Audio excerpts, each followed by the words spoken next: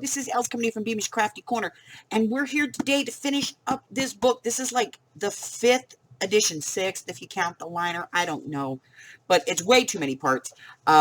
Today we are going to work on a dangle,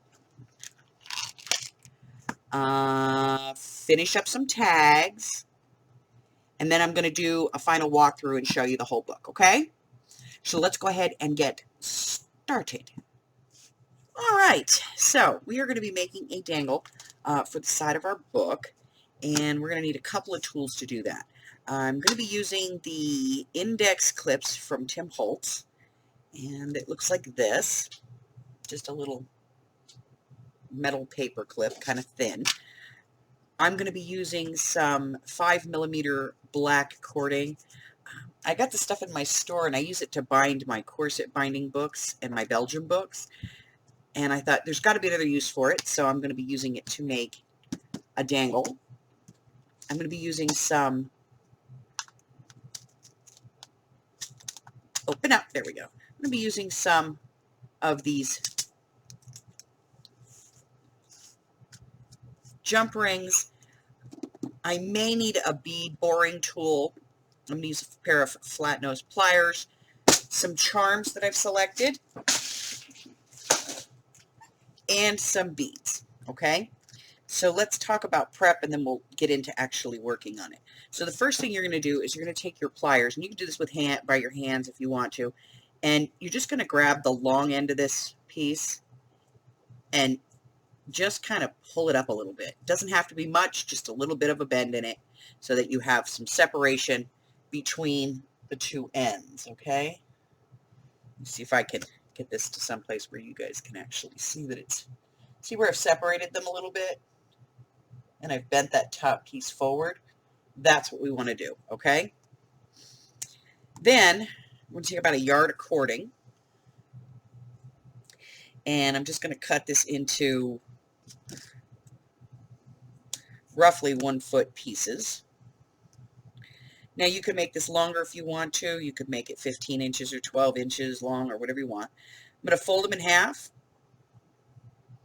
and I'm going to actually off-center them just a little bit so that they're not all the same length. I'm just going to put them through the loop, coming from the back of the loop to the front. Put all 3 pieces in at the same time here.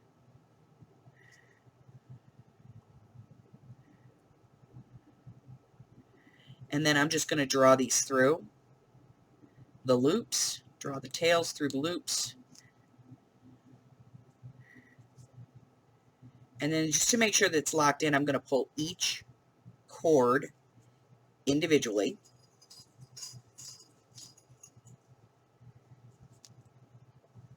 And that locks that in nice, okay? So you can see I have different lengths here. So the next thing we're going to be doing is we're actually going to be adding things to them. And there's a couple of ways to do this, okay? So let's start with way number 1.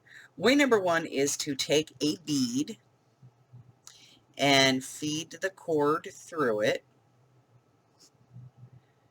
just like this, and then set it wherever you want, and you can either tie a knot below it, or if the hole on the bead is big enough, you can actually thread the cord back through a second time. And this one's not too big, so I'm going to go ahead and just put a little knot in here. And that's just going to hold that bead and keep it from coming down. So let's do the next one. And the next one, I'm going to use this one because it has a much bigger hole in it. Okay, so I'm going to go down.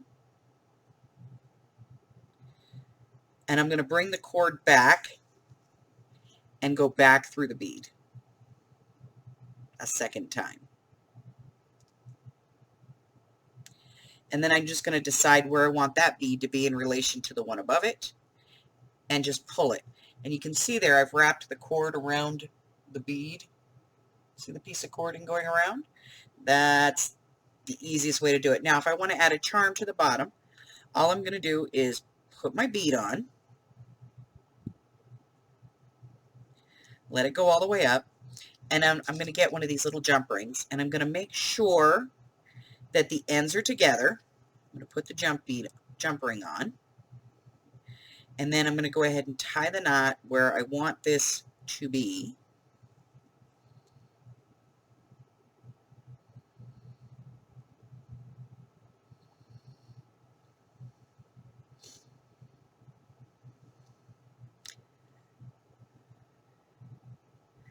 And I'm basically tying the jump ring into the knot.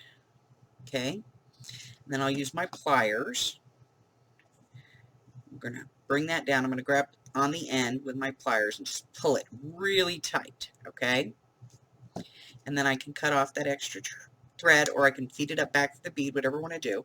And I basically created a place where I can add a charm to this. Okay, now if I want to do that further up, let's see, I'm going to use one of these. So let's say I want to do that a little further up the piece.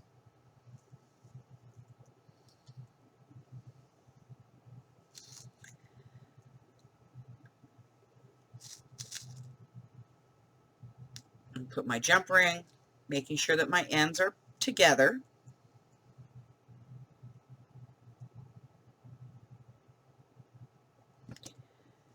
Add my jump ring. Figure out where I want my bead to be. And go ahead and tie a knot around my jump ring.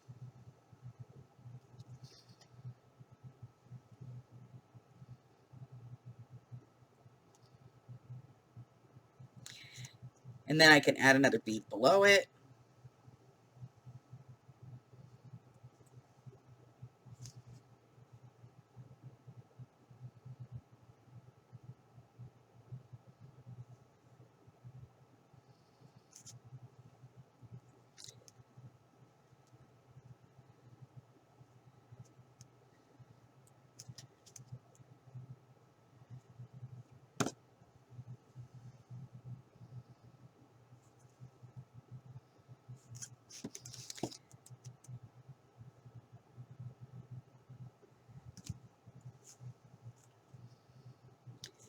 Get this ended.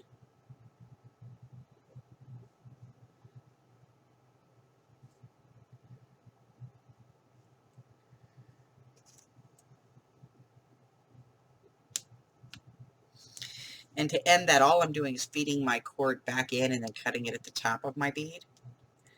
So now I have that one, and we have just a few strings left to do. So I'm going to add a few more beads here. Got like 2 strings left to do. I'm going to go ahead and add a little bit more beads to this, and at least one more loop for my charms, and then we'll start adding some charms. Okay, so this is the final one for book 2 in the series. So let's take a look at what we've got. So, book is made out of book cloth. I used some vintage lace, vintage trim here, and a moon to give a sun and a moon effect. And then we lined everything in book cloth as well. I went through and I added some little details to it.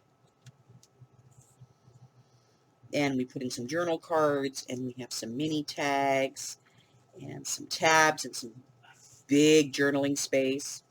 Lots of writing area in this one. We put in the large tag here that we mounted underneath, and we've gone all through. Everything is in the book, and then we have our big envelope here, and included in this book is a mini set of the major arcana of the Rider-Waite deck, completely finished and ready to go. And we have all of our tags and lace and trims and ribbons and all of that in here. And of course, this will come with a belly band wrapped around the center, as I always do. So I have a couple of little charms here that are attached to the book. And then we have our removable dangle, And this just slides right off, and I have the tarot cards are actually hung from that right now. But this just slides right off of here, and I put a little bit of Fabri-Tac at the knot to just reinforce that so that it stays together. So we have our beautiful dangle here with all the charms and beads and things. There we go. And that's it, guys. This one is done. So this journal, like all my other journals, will be available in my Etsy shop. There'll be a link in the description box below, as well as a link to the rest of this series, which should be showing up somewhere on the screen here in just a couple of seconds. Listen, if you haven't done so already, do me a favor and subscribe, like me, ring my bell, and share me with all your friends. Till I see you again. Bye-bye.